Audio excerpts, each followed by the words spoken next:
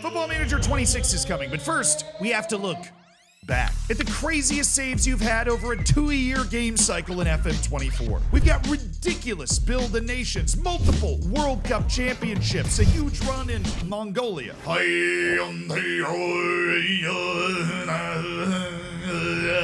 But first we start with this save with Panathinaikos in Greece. Hi Zealand. Hi. Panathinaikos have not won a title in over 10 years, and although second in the all-time top flight wins, they sit comfortably below Olympiacos at the top. I set out to dethrone the Reds and in the process, Real Madrid too. I took Pana from 20 top flight wins to 57, although losing in the first season to Olympiacos. Meanwhile, I spammed domestic cup wins, which I never managed to lose. 57 of those as well now. And on top of it all, 28 UCL wins.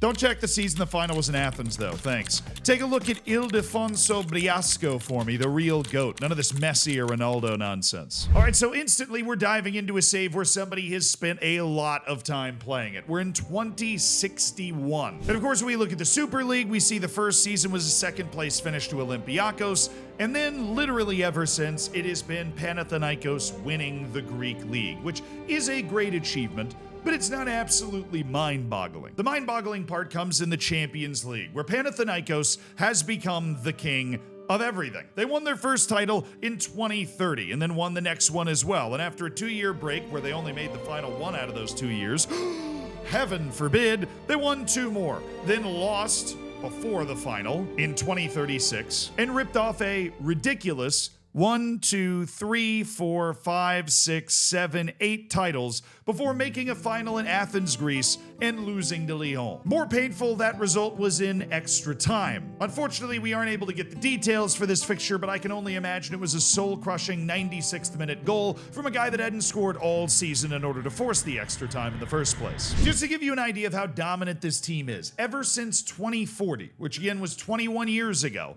Panathinaikos has finished the top of the Champions League stage every single year except one. And that one time, they weren't done in by points, they weren't done in by goal difference, they were done in by goals for. And they'd won 7 of their 8 matches. The only draw was a 0-0 draw at PSG. That is positively absurd levels of dominance. Now, who was this player they wanted me to look at? The striker Ildefonso Briasco, 95 caps and 56 goals for Colombia, and a truly absurd 460 goals for Panathinaikos. 460. Signed for $2 million. The year, weirdly enough, that they lost that Champions League final, and he never let it happen again. How about a 48-goal season? A 56-goal season? FIFA Best Men's Player. The World Golden Ball, or the Ballon d'Or, went to Ildefonso Briasco 1, 2, 3, 4, 5, 6, 7 times. That is in the Messi and Ronaldo conversation, especially considering he won it 5 straight times from 2052 to 2056. Of course, he was kept from winning it 7 straight times by his own teammate Ayman Ayari, who had 25 goals and 42 assists in 43 matches. So, I'm going to go ahead and say that guy deserved it. The level of this team is astonishing, all running an asymmetrical 4-4-2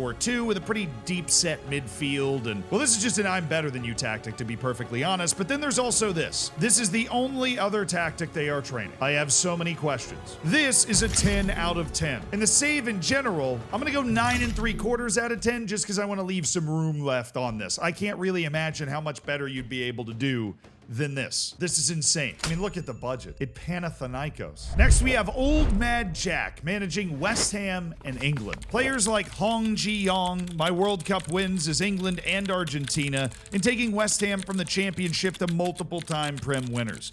The editor was used, in this save, to give me the West Ham job, as I didn't notice until after their applications had closed that they had been relegated. So we're going to need to go confirm some of the things that have been said about this Curaçaoan Welsh manager. Managed Argentina at the 2030 World Cup and won. Managed England at the 2026 World Cup and won. Took over West Ham in the following season to get them re-promoted to the Premier League, after which, and I can attest that this is very hard to do, he managed to steer West Ham into first place after just 2 seasons. A spotty second place finish the following year has been followed up by 3 consecutive Premier League victories and a return to the English national team in 2032. The most impressive thing for me is winning these 2 World Cups. It is very difficult to win World Cups on Football Manager. I have never done it. I even had the England job one time and I fumbled it. Now that is obviously fumbling the bag. But being able to win consecutive World Cups, managing different national teams, is an absurdly weird and awesome challenge. In the group stage in 2026, they guided England by Tunisia, Japan, and Panama, suffering their lone loss naturally to Tunisia. In the second round, they walked through Peru, and then in the round of 16, they blew out Nigeria 7-1. Quarterfinal was a 2-0 over Ivory Coast, which I'm not gonna lie, pretty cushy run so far. Semifinal, the destruction of the Netherlands, and a complete blowout of France. Clearly, as is typical in Football Manager, England has become a super team. But in 2030, they left to take over another national team. Second place finish in the group. They had their typical 1 loss in the group stage against Ghana before walking South Korea 6-2, besting Germany 5-1. This is the same point where England was eliminated by Ukraine in the round of 16, so there goes the super team. Then they got through Venezuela in the quarterfinal, which who the hell knows how that happened. France in the semifinal, and Spain in the final, all with a dominant display. Now, the tactics have a couple of nice looks. They got a little 4-4-2 going on with West Ham, a 4-3-3 that is wildly unorthodox, with nobody really that deep, and then another 4-3-3 that has a halfback and a really deep front line. This feels like more of a defensive line, and it is. But it is also using a libero that swaps with a halfback, which is objectively sexy. What's really going to affect my rating here is just how dominant they've been in the Premier League. 100-point season last year, 93 the year before, 85 the year before that. Their first Premier League win, 2 years after getting West Ham promoted back up. They finished 4th the year before. They dropped a 100-point season. And if you're in love with Wonder Kids, they've got them. The befreckled Radivoje Bulatovic, Mike Gill. Holy mother, Mary and Joseph. They've got the Turing machine in goal, and they've somehow revived the career of Francesco Pio Esposito, turning him into a world-class striker at last. This is a beautifully constructed team, financially in a sensational position with over $500 million in the transfer budget, 2 World Cup wins. Give me a 7 out of 10. Next, we have Rafaz managing Djurgardens. Rafaz says, "Hi Z.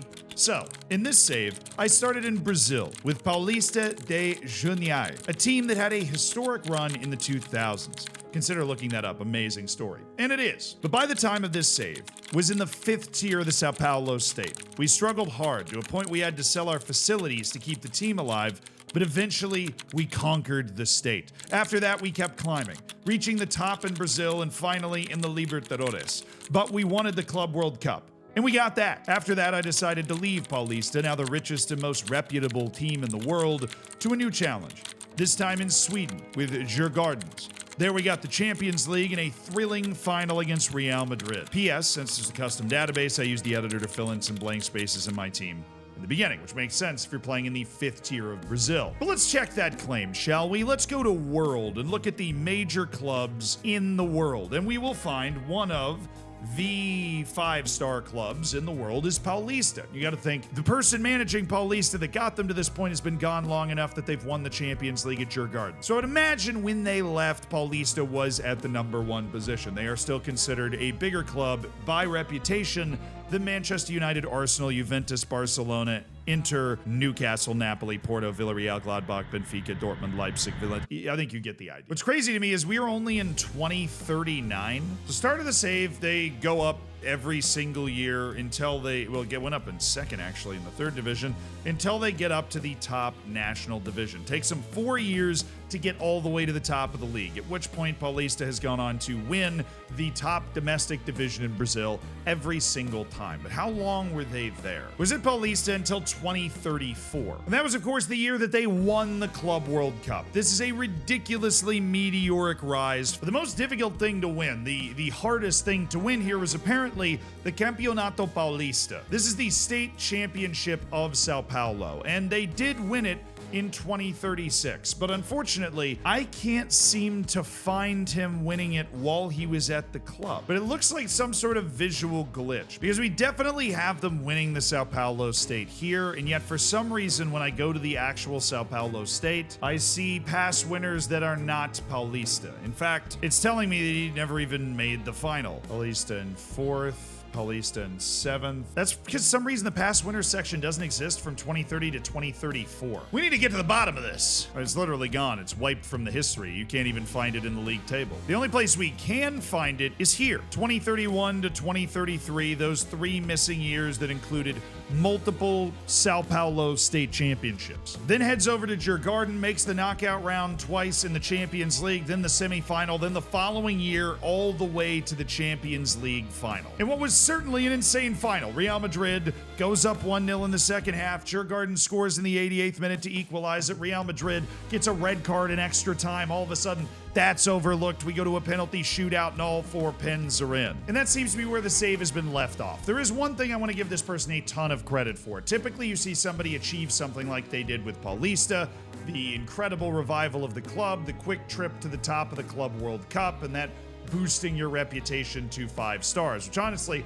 I'm surprised the game boosted the reputation that quickly, given the fact that it did not play necessarily for that long with Paulista. It was about a decade, little over a decade, from them to go from the 5th division to winning Libertadores, winning the Club World Cup. It's like an insane run. But instead of ending the save or just staying with Paulista and grinding out 15 more Copa Libertadores, they went to Djurgården, just took on a new challenge, went over to another club and tried to make their move. And as you'd expect, as a team that they've been on for, 4 or 5 years, the team actually isn't that insane. And the guy that nearly created that winning goal is a good player, but certainly not a Champions League winning level player. This is tactical management. This is not Wonder Kid hoarding, which I love, but they haven't necessarily had the time to do in a fully effective way at Djurgården yet. I mean, don't get me wrong, these are really good players. They're just not Champions League winning level players, but in a league where they could really focus on the Champions League, he was able to grind out enough results and stun Real Madrid in the final. This is a 9 out of 10. The Paulista run in particular, ridiculous. Next, we have Joe with FC Andorra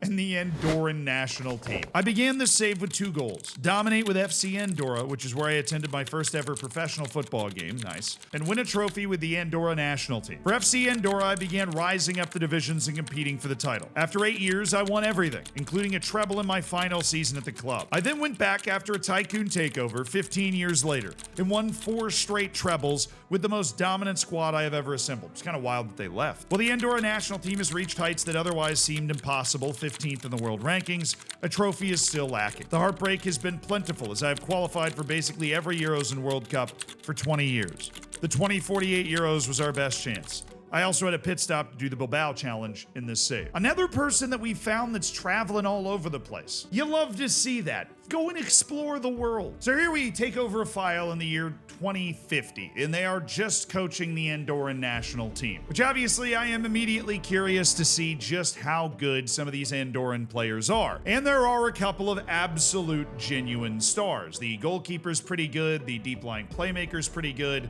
the attacking midfielder Eloy Berrigan, pretty good. I mean, obviously way better than Andorra's normally doing, and they've got almost every position covered with like a decent amount of quality. And I would imagine it gets easier over a certain amount of time because by the time you get to world ranking number 17, you're able to muscle off a lot of, obviously Spain's still probably poaching some of the players, but it would have been a bigger problem earlier on. They managed to make each of the last 3 World Cups and also made the World Cup in 2034, where they lost in the round of 16 to Scotland, which hurts. A quarterfinal loss in 2042 to Serbia, a round of 16 loss in extra time in 2046, and then a 3rd place finish at this World. Is this World Cup going on? It absolutely is. And there's a chance, obviously, they could get to the knockouts with the 4 points in 3rd. That's actually almost definitely going to be good enough. Love a little Bosnia and Herzegovina above Brazil up here. The real magic's been at the Euros, where the team qualified for the first time in 2036, losing in the 2nd round to France.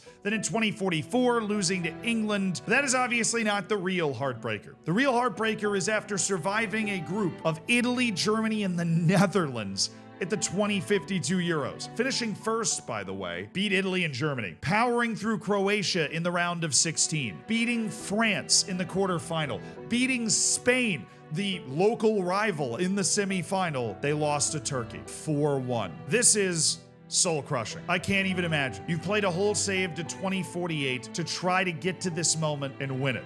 I can't even imagine the nerves going into the final. This is the moment that you can finally put this save to bed. This is the moment where you can say that you built the Andorran national team to a major trophy. Then in the second minute, Turkey scores. But then in the 22nd minute, you score. And then, of course, Turkey runs away with it again. But then we take a look at their history with FC Andorra, climbing the ladder and winning a first La Liga title in 2031, repeating in that title as well. Leaving, but then returning, as I said, 15 years later because of a tycoon takeover, and leading Andorra to 4 more titles. Also showing off that Andorra had a lot of staying power, or FC Andorra did, after the departure. A lot of second place finishes while the manager there. In the detour to Bilbao, psychotic, but got them promoted back up to the first division, won the Europa League and the Copa del Rey in a couple of seasons. Clearly this manager's been a tactical mastermind this entire career, but it really is a pretty simple 4-3-3 they're running with Andorra. Focus the play up the middle, narrow, get tight with the ball, and make it work. And you know what? I'm gonna give this save a 10 out of 10 because the guts and the heart and the heartbreak of trying to actually take a national team like Andorra and win something, this is legitimately about as close as I've ever seen somebody come. Next, Mikel with Zira FK. Perhaps my most insane FM accomplishment ever. I won the Champions League with a team from Azerbaijan in 5 years. That is insane. This is the culmination of over a month of grinding over the summer. I used probably close to over 100 mods to add new players, update CAPAs, transfers, leagues, and some other increased realism mods. I didn't use any crazy OP tactics or player instructions, just pure heart from a team of wonder kids from obscure nations, and some Azerbaijani players with the league requirement and everything. To top it all off, I was on an overnight flight to Milan as I beat both AC and Inter Milan in the semifinals and final. Editor was used because some of the mods I had added multiple players that I manually removed. So they said this was grinding over this summer, and I'm imagining a lot of those mods adding players and stuff were obviously the huge transfer updates that are required to play a way more updated version of the game. Of course, you need to add a database to play with Azerbaijan in the base game anyways, but here we are, 2029 Champions League victory over Inter. Obviously a league win, but they lost 4 matches in the league. Has been a league win almost every season, 2024, 2025, so that's 5 league wins in a row. Now, of course, the game actually starts a year earlier, so they've done this in 6 seasons. That's a bit of a strike for not quite knowing the right number of seasons, but this is still insanely impressive. Now, this is apparently one of the best players on the team, wonder kid Artur Milanesa. Then there's Ricardo Espinola. He's only 18 years old. Now, this seems even worse than the Djurgården team that we were looking at, but that's kind of to be expected. You're just not going to be able to get that much talent into Azerbaijan at this point. You know, at this point in a save. It'd be suspicious if you were. There's something weird watching the highlights of this final because the highlights are showing a 3-1 win for Inter while the actual result is showing a 2-1 win for Zira. We actually find the same thing in the Champions League semi-final where when we watch the highlights,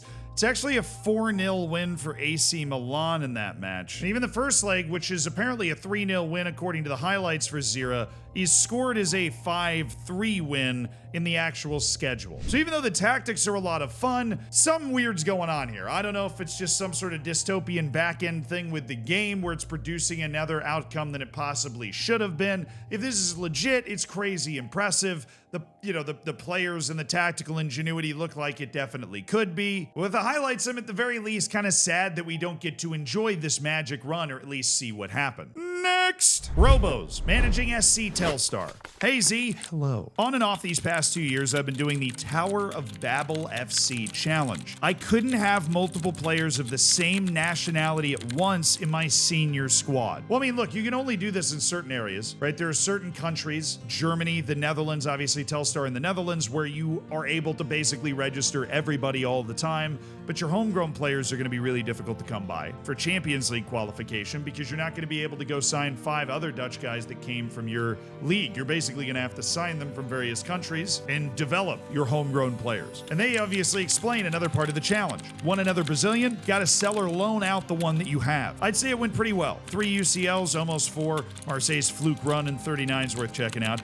Dominated Eredivisie, but apparently with one season exception. Club World Cup, and Netherlands is 3rd in the coefficient, which is insane. They give me a list of players worth checking. They did use the editor a couple times to fix silly stuff like forgetting to register players or for new gen face packs, which, look, we ask, did you use the editor? People usually tick yes. I recommend leaving the editor on when you do saves because there are always little glitches that happen, or maybe you don't want to live with the harsh reality of forgetting to register a player, which I get. So how dominant have they been in the Eredivisie? Well, they finally conquered it in 2033, and then in 35, 36, 37, 39, 40, and 41, with of course, the exception of that one season that we're not supposed to talk about, but you know we're going to talk about it. They only produced 76 points, which is way below what they've produced in every season since then, or the couple of seasons previous to that. But huge shout out to AZ for having a really ridiculous season here. Then there's the Champions League. 3 titles over the course of the last 5 years, with another runner-up to Marseille in the final is pretty damn impressive, because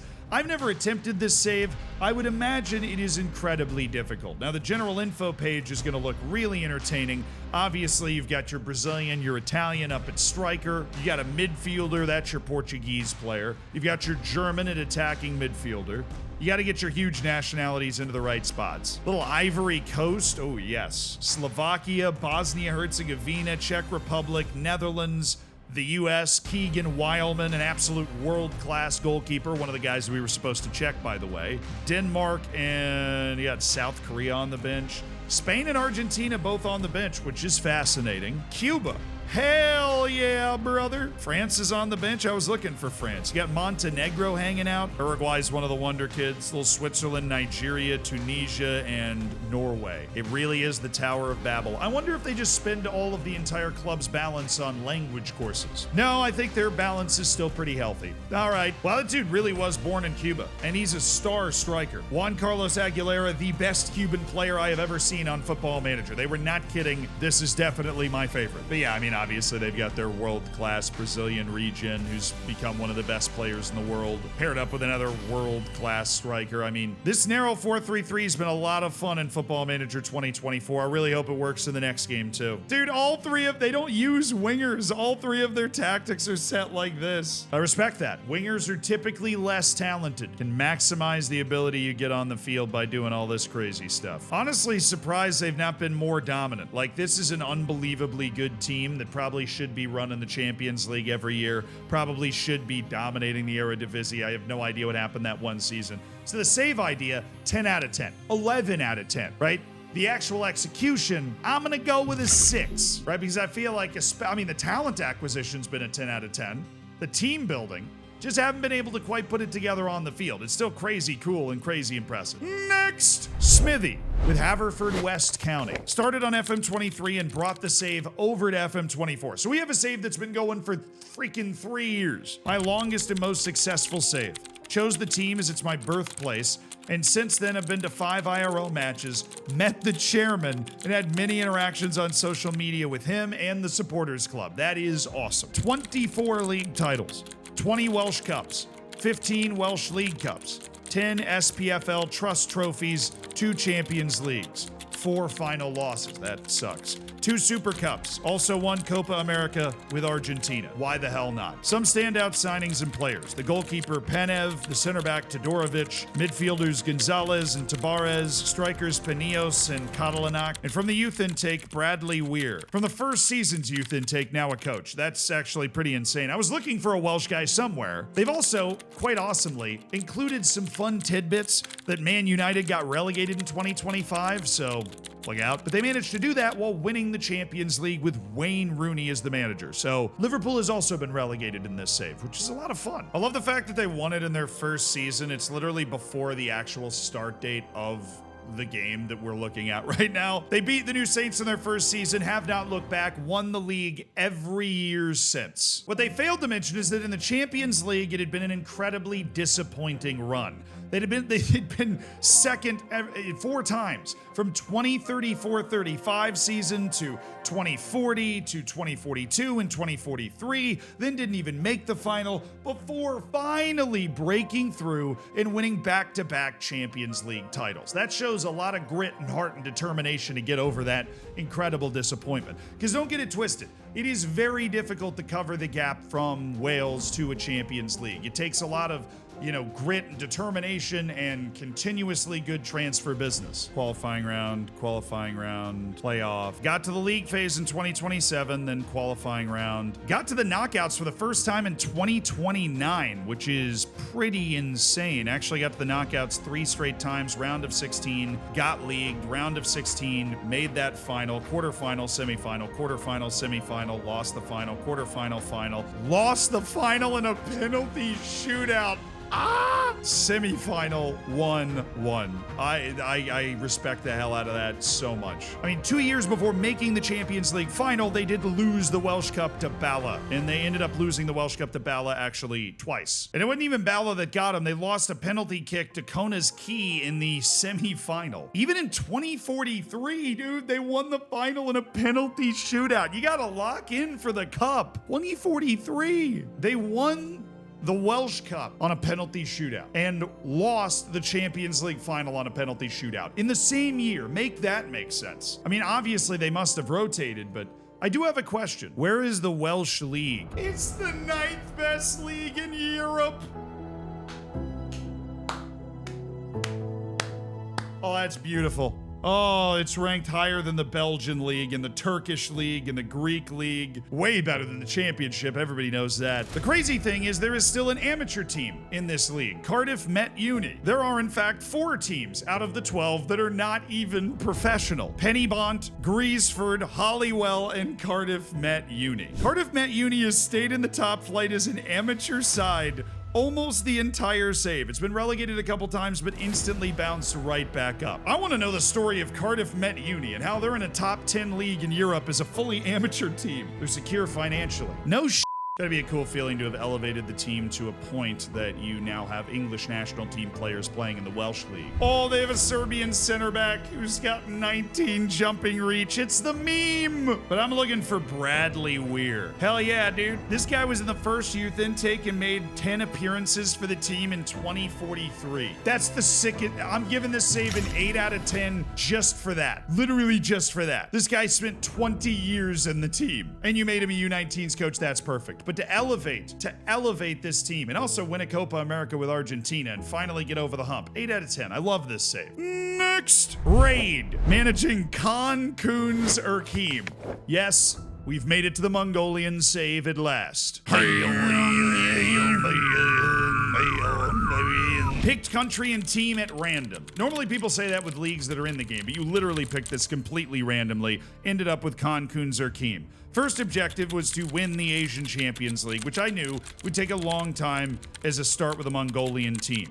It took 7 years to qualify for the Champions League, 10 more to get out of the groups, and 12 more to win the Asian Champions League. They've given me some ex-players to check like Bold Batar, Naimdor, my favorite region ever, Karim Masawi, and Lionel Onana. All right, let's take a look at that Mongolian Premier League. I'm expecting a lot of Khans Kun. Dude, it's 2076. I'm gonna check something.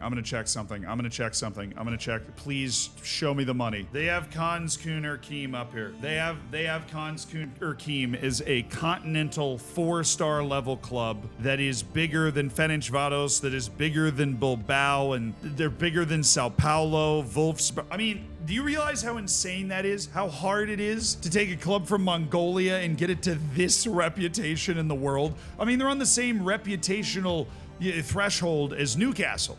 Shakhtar Donetsk, I mean, the full 4 stars, Leipzig, right? They're on the same 4-star rating as Boca Juniors, Sporting, with a team from Mongolia. How many Asian Champions Leagues have they won? A lot. Finally won the Asian Champions League in 2051 and has gone on to win it 1, 2, 3, 4, 5, 6, 7, 8, 9, 10, 11, 12, 13, 14, 15, 16, 17.